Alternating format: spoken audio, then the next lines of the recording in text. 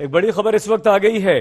Tata group को air India की कमान मिल गई है, यानी कि एयर इंडिया को टाटा ग्रुप ने ले लिया है। काफी दिन से यह प्रक्रिया चल रही थी और अब टाटा सन्स को एयर इंडिया की कमान मिलेगी, यानी कि एयर इंडिया को टाटा सन्स अब चलाएगा। टाटा ग्रुप ने सबसे बड़ी बोली लगाई थी और इसके अधिग्रहण के लिए अब अधिग्रहण की प्रक्रिया पूरी होगी तो टाटा एयर इंडिया जो है वो अब टाटा ग्रुप की हो चुकी है। ये एयरलाइन टाटा ग्रुप ने सबसे बड़ी बोली लगाई और इसी बोली के बाद अब ये तय हो गया है कि एयर इंडिया की कमान टाटा के हाथ में होगी। इसे आप घर वापसी भी कह सकते हैं। तो एक बार फिर से महाराजा आपको देखने को मिलेगा। ये बड़ी खबर इस वक्त की आ रही है, आर्थिक जगत से जुड़ी ये खबर। कर्ज में फंसी सरकारी एयरलाइंस एयर इंडिया को टाटा ने खरीद लिया है। सरकार ने अपनी जो बोली लगाई थी उसमें सबसे बड़ी बोली टाटा ने लगाई और नया मालिक टाटा बन गया है।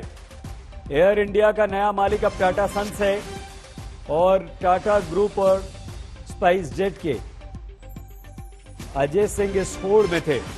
ऐश्वर्या पालीवाल हमारी संवाददाता इस वक्त हमारे साथ जुड़ चुकी हैं। ऐश्वर्या, किस तरह से ये बोली की प्रक्रिया पूरी हुई और अंततः एयर इंडिया को टाटा ने हासिल कर लिया?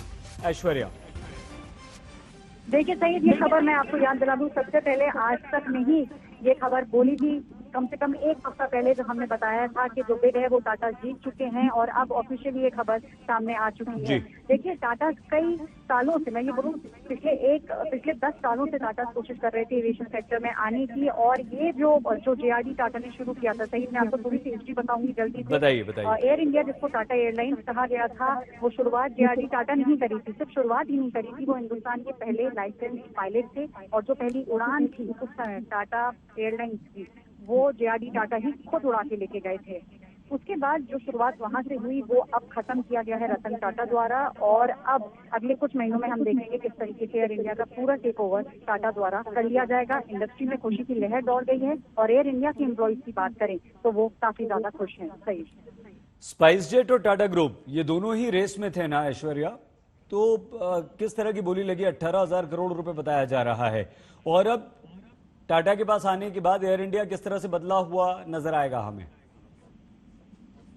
जी बिल्कुल, देखिए ये बात बिल्कुल सही है कि हम ये देखेंगे कि रूप बदल जाएगा। जिस तरीके से हम सुन रहे थे पिछले कई सालों में एयर इंडिया जो है काफी ज्यादा मुश्किल समय से गुजरा है। एम्प्लॉइज की सैलरी की बात करी जाए, अगर ये बात करी जाए कि सैलरी उनको समय पे नहीं दी जा रही थी, कई सारी स्ट्राइक्स भी हो रही थी, वो सब चीजें अब सॉर्ट आउट हो जाएंगी। सही, एक बात और मैं आपको बता दूं, अगर रूट की बात करें, हिंदुस्तान में सबसे अच्छे रूट इस समय एयर इंडिया के पास है। तो उम्मीद यही है कि एक बार फिर से महाराजा कही जाने वाली एयरलाइंस जो है वो फिर से एक बार उसको वो दर्जा दोबारा मिल जाएगा। सही, लेकिन ऐश्वर्या ये भी तो है ना कि जो एयर इंडिया का घाटा था या जो कर्ज था, क्या ये कर्ज भी अब टाटा की तरफ जाएगा? सब कुछ उसे देखना है, सीधी सरकार की अब कोई भागीदारी, कोई जिम्मेदारी नहीं होगी इसमें?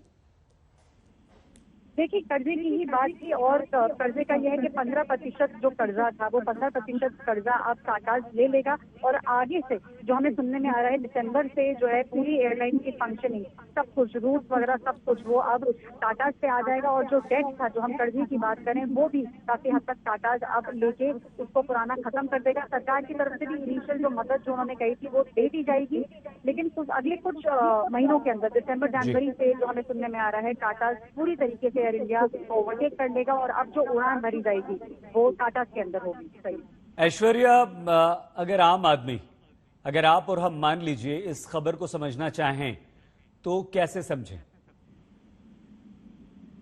देखिए, इसमें सबसे अच्छी बात यह है कि कई सारी एयरलाइंस इस समय हिंदुस्तान में हैं।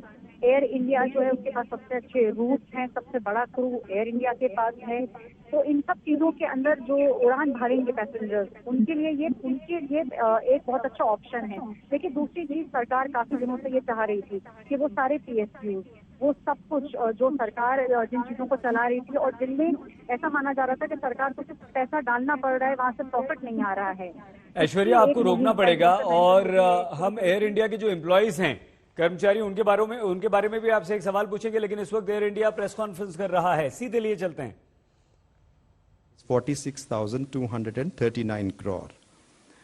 And then, I mean, I would rather, instead of this breakdown, I'll give you the final figures. The total debt as on August 31, 2021 will be 61,562 crores. 61,562 crore. 61,562 crore as on August 31.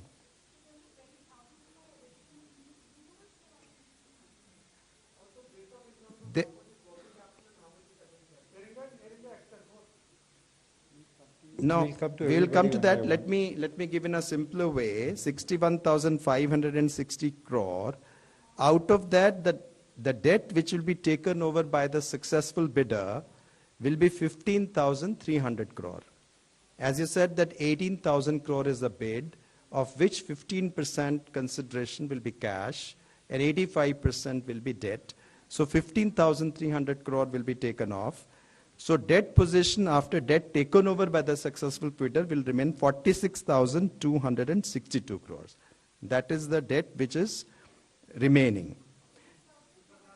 46,262 crore.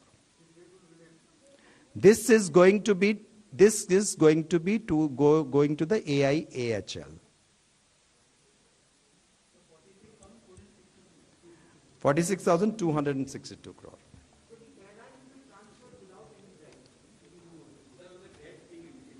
Yes, the airlines will get the debt of 15,300 crore. Because that is the construct. You quote the debt you are going to take and the rest will be hived off. Now, I would like to highlight here an important point. What is it that the government has put in Air India since 2009 and 10? The government has put in 54,584 crore as cash support. Since 2009-10, I am telling, not prior to that. And 55,692 crore as guarantee support. So, in total, government support since 2009-10 has been 1,10,276